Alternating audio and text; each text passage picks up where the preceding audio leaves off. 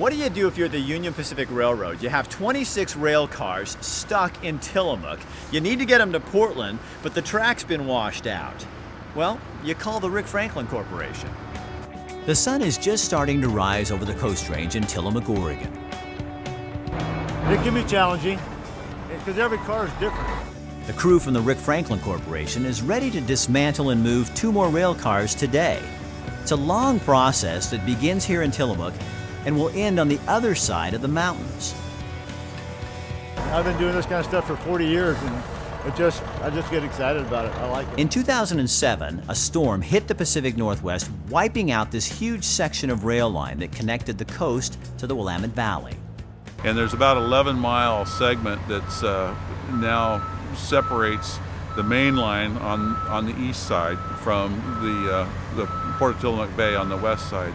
And so they've been virtually landlocked since that storm in 2007. The rail line is not going to be fixed. 26 rail cars are just stuck in Tillamook. Taking cars that are on the Tillamook side, and they're essentially landlocked on the rail system in Tillamook, and we're loading those onto trucks, and we'll be transporting those over to the Banks area where we'll put them back on the rail, and they'll go out in the system from Banks. Sounds simple enough until you watch the process.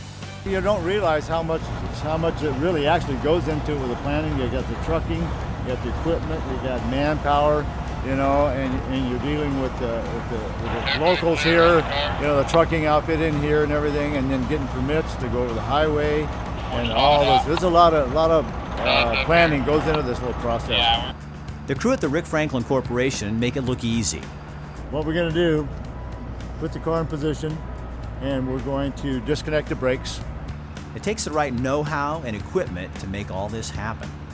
Then we're going to put 2 pieces of equipment on it. We'll put an excavator on this end and a rubber tire loader with cables on the other end. Those rail cars are expensive. Crews pay close attention to safety and protecting those cars from any damage. We're going to basically lift the car up in the air, and then we're going to back off into the road, set it down on blocks.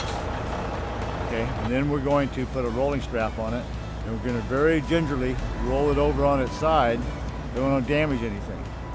The main thing we do is safety's number one, because if something were to happen out here with the size of the equipment and the weight of these cars, you know, there's no going back or no saying I'm sorry. So you want to think the process through in advance. You want to take your time, you want to be safe, and you just want to make sure it goes as smoothly as possible. Of all 26 cars, 4 will be recycled, and every reusable part will be salvaged.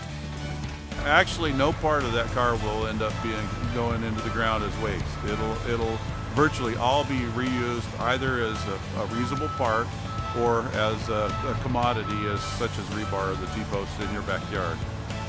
It'll take much of the day just moving 2 rail cars. And we'll lift it straight up in the air. We're going to back a truck under it, set it down on blocks. And these cars are going to go back on the railroad, and so what we want to avoid at all costs is any collateral damage to those cars. When we're done with these, they'll be rolling on the track again on the other side. Tie it down and drive it over to Roy, which is about an hour-and-a-half drive from here across the mountain. And then we're going to reverse the same process.